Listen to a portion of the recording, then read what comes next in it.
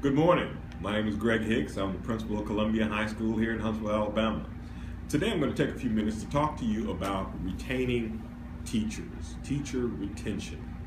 First step is recruiting teachers, then hiring good teachers, and now you have to work on retaining them, training them, and making sure that they feel comfortable. In the beginning, teachers come in, especially if they're right out of college. They come in with all kinds of aspirations. They come in with all kinds of dreams and notions about the education world.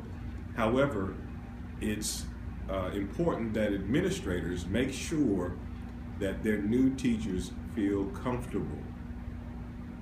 Many times new teachers can come in feeling isolated. They're given the worst assignments. They have the rowdiest kids sometimes. They have the classes that no one else wants. Many times they feel like they're given the keys and set free to sink or swim, a baptism by fire. That is the perfect recipe of losing a good teacher. Many teachers leave the profession, many good teachers leave the profession after a few years because they don't receive the support and the scaffolding that they need in order to really hone their craft and get into this profession. They're unsure of day-to-day procedures, and they don't know what to do, actually kind of flying by the seat of their pants if they are not given proper mentorship, coaching, training, and support. I'm going to talk to you a little bit about a few of the things that you can do to make sure that your teachers feel supported. All of your teachers, but especially your brand new teachers. Some of the things that teachers come in, new teachers feel that they have to perform just as good or just as well as seasoned staff members.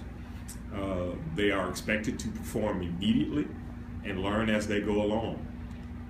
They're expected to be fully prepared on day one and get better every single year. This doesn't happen just because they've had an excellent pre-service training in their universities or their colleges. The administrator has to make sure that all of these things and all of these expectations are realistic and practical.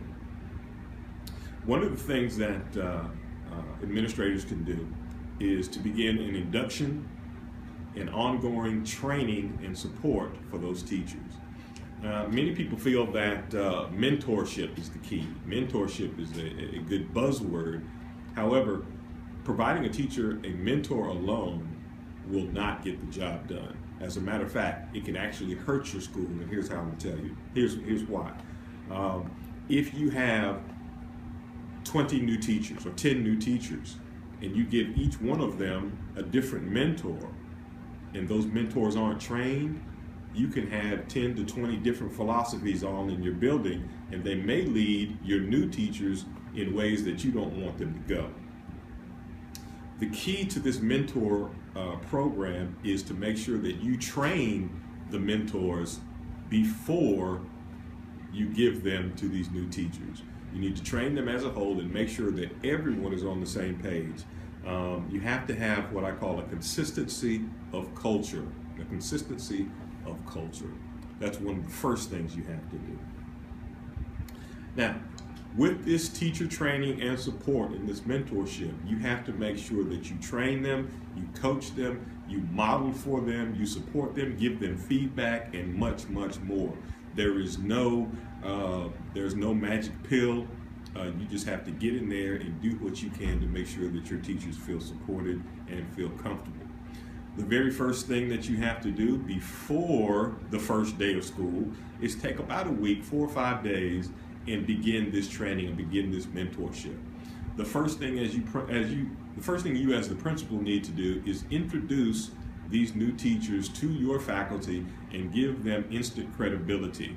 One of the first things that my first principal did for me in the faculty meeting, he had me stand and he introduced me, and he said that I had outstanding credentials and that I was very well prepared for the task at hand.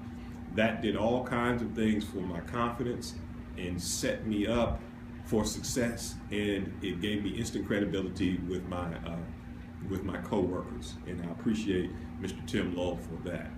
and I've never forgotten it. And you need to do similar things. As principal, I've done similar things, and it starts everyone off on the right foot. You also need to introduce your new faculty to your community. Your community is coming in, and many times the new teacher is replacing a teacher that has been there for a while, and the community wants to know just what they can expect as well. Introduction is one of the most important things you can do for your new teacher.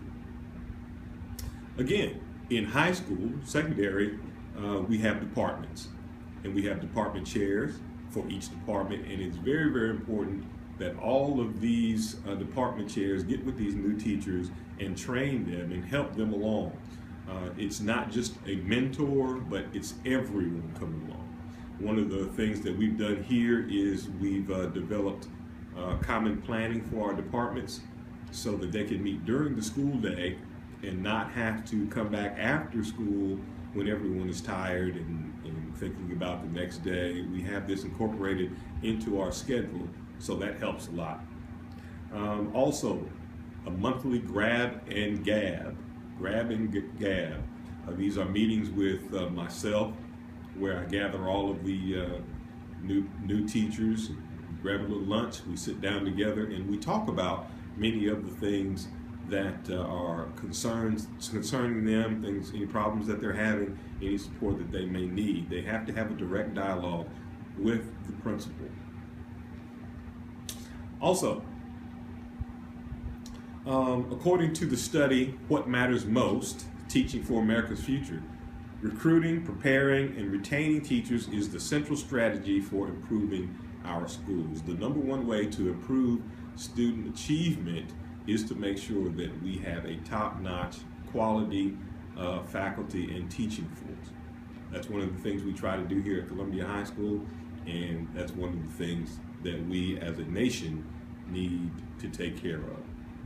Teacher retention is a worldwide problem, and these are some of the things we can do to help these new teachers to stay and be vibrant and have long, productive, and effective careers.